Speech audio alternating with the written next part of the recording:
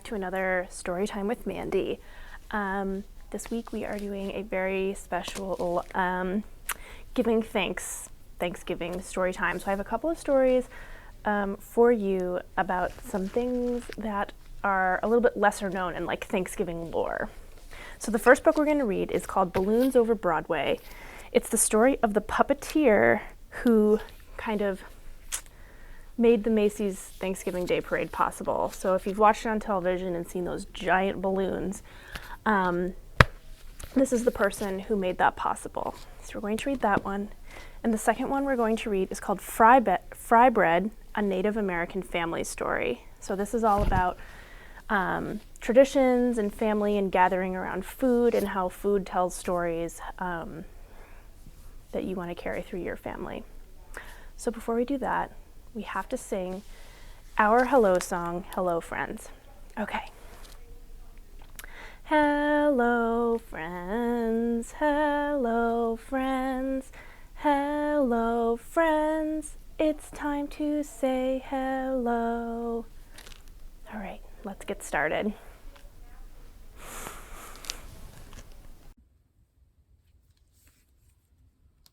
All right, so the first book we're going to read is called Balloons Over Broadway by Melissa Sweet.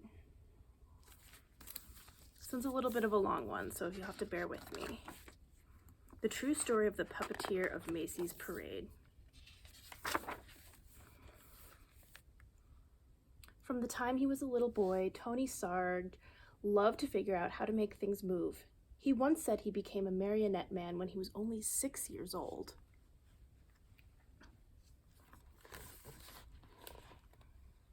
His father had asked them to feed their chickens at 6:30 in the morning. Every day, Tony had an idea. What if he could feed the chickens without leaving his bed? He rigged up some pulleys and ran rope from the chicken coop door to his bedroom window. That night, he spread chicken feed outside the chicken coop door.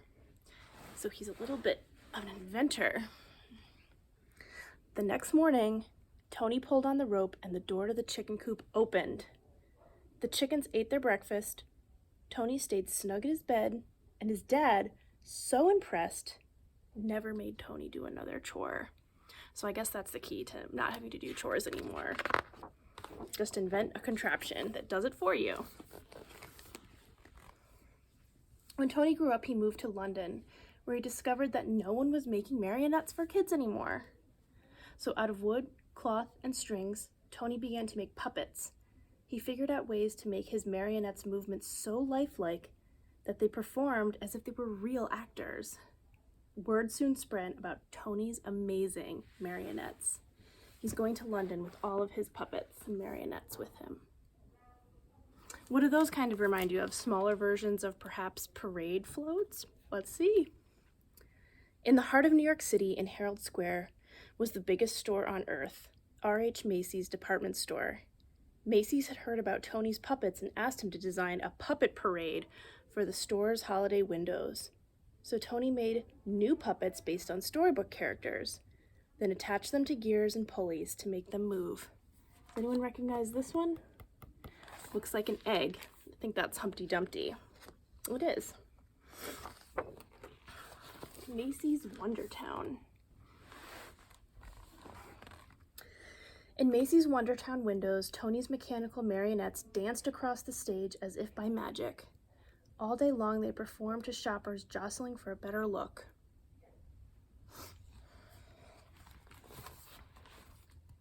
But Macy's had an even bigger job in store for Tony.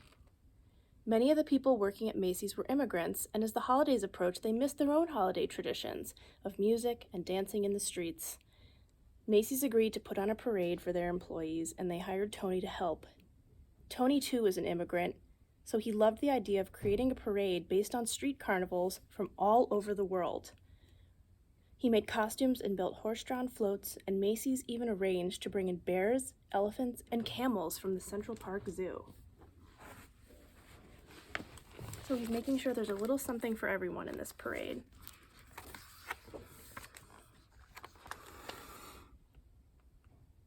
Pretty amazing.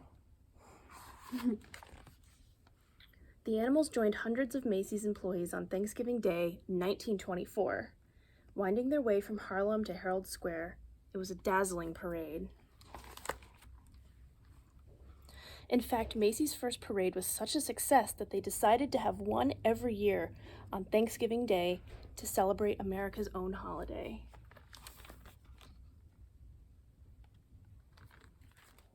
Each year the parade grew, but when Macy's brought in lions and tigers, in addition to the bears, elephants, and camels, the animals roared and growled and frightened the children. Doesn't sound like a good idea.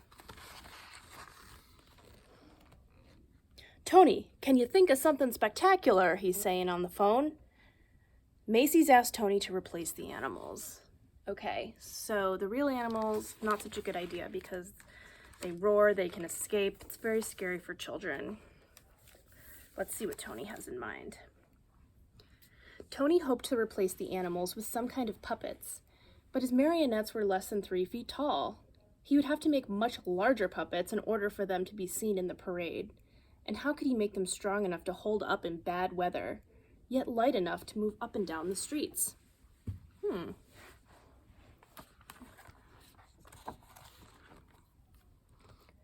Tony knew of a company in Ohio that made blimps out of rubber, the perfect material for any weather.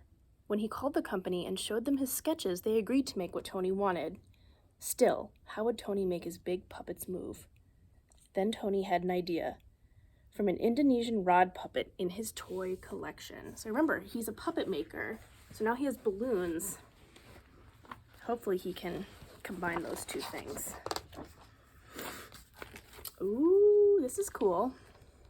On Thanksgiving Day, Tony's creatures, some of them as high as 16 feet, spilled onto the streets, and the crowds cheered wildly.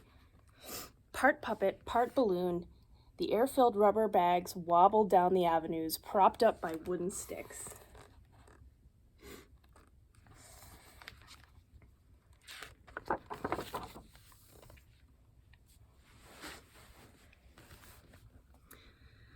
But now the sidewalks were so packed with people that only those in the first few rows could really see the parade.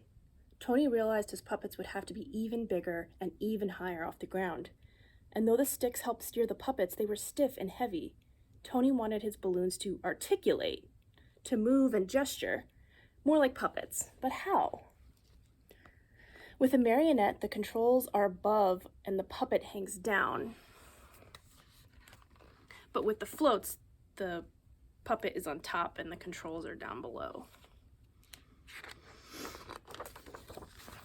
But what if the controls were below and the puppet could rise up? What if? During the next year, Tony set his new idea into motion.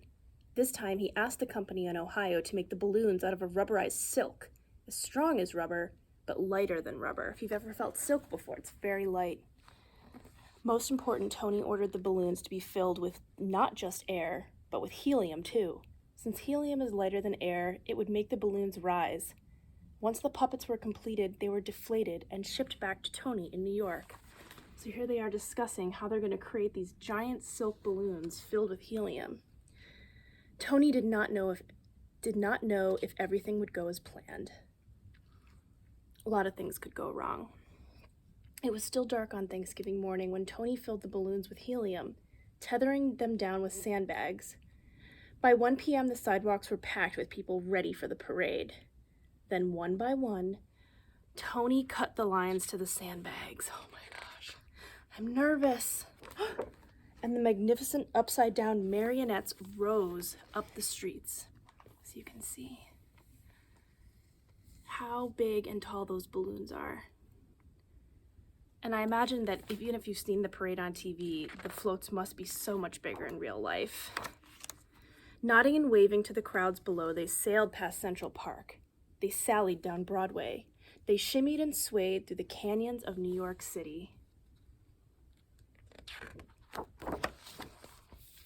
High above the crowds, they flounced in the afternoon wind, pulling the rope handlers this way and that. Yet with every heave-ho, the balloons gestured and articulated like wild puppets, and the crowd screamed for more. After the balloons were eased under the L, they ended in front of Macy's at Tony's Wondertown windows. Do you think you'd like that as a job, to be the person that has to hold the sticks that hold the balloons up? I always thought it'd be very easy for one gust of wind to come and then you just all get kind of blown away on these giant balloons. And from that day on, every Thanksgiving morning, crowds have lined the sidewalks of New York City to see what new balloons would rise to the skies for Macy's famous parade. Tony Sark, the puppeteer who loved to figure out how to make things move, had set the stage with a little rigging for a puppet to be anything anyone could imagine it could be. So any idea you have can be a puppet at the Macy's Day Parade. And that's it. That is how the floats came to be for that wondrous parade. All right, let's move on to our next tale. The next story we have here is called Fry Bread, a Native American Family Story by Kevin Noble Maillard.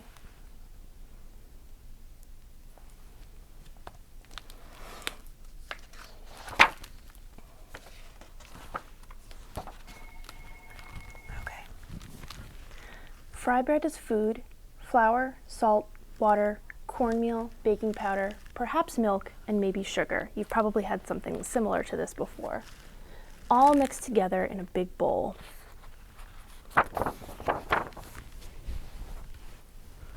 Fry bread is shape. Hands mold the dough, flat like a pancake, round like a ball. Or puffy, like Nana's softest pillow. Fry bread is sound. The skillet clangs on the stove, the fire blazes from below. Drop the dough in the skillet, the bubbles sizzle and pop. If you can imagine the sound of something frying in hot oil, I imagine that that's what that sounds like. Fry bread is color. Golden brown, tan, or yellow, deep like coffee, sienna, or earth. Light like snow and cream, warm like rays of the sun. Fry bread is flavor. See beans or soup, smell tacos, cheese, and vegetables, delight in honey and jam, rise to discover what brings us together. Fry bread is time. On weekdays and holidays, supper or dinner, powwows and festivals, moments together with family and friends. Think about what your favorite food to eat with your family is, if you're going to be having that favorite dish of yours next week. Fry bread is art. Sculpture, landscape, portrait, our daily craft, shared from teacher to student, a cycle of heritage and fortune.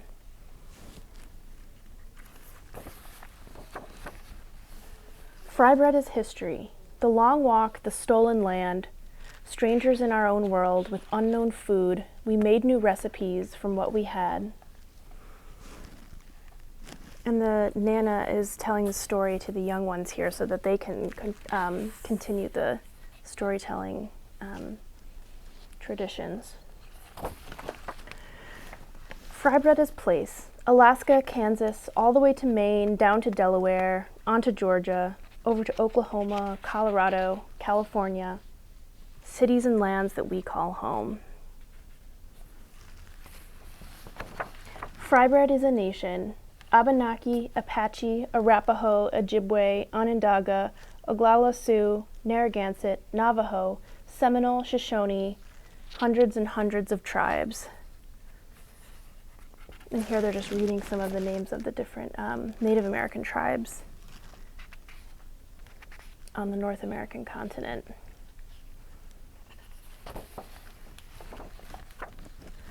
Fry bread is everything. Round, flat, large, small, north, south, east, and west. Brown, yellow, black, white, familiar and foreign, old and new, we come together. A moon kind of looks like a piece of fry bread here. Fry bread is us. We are still here, elder and young, friend and neighbor. We strengthen each other to learn, change, and survive.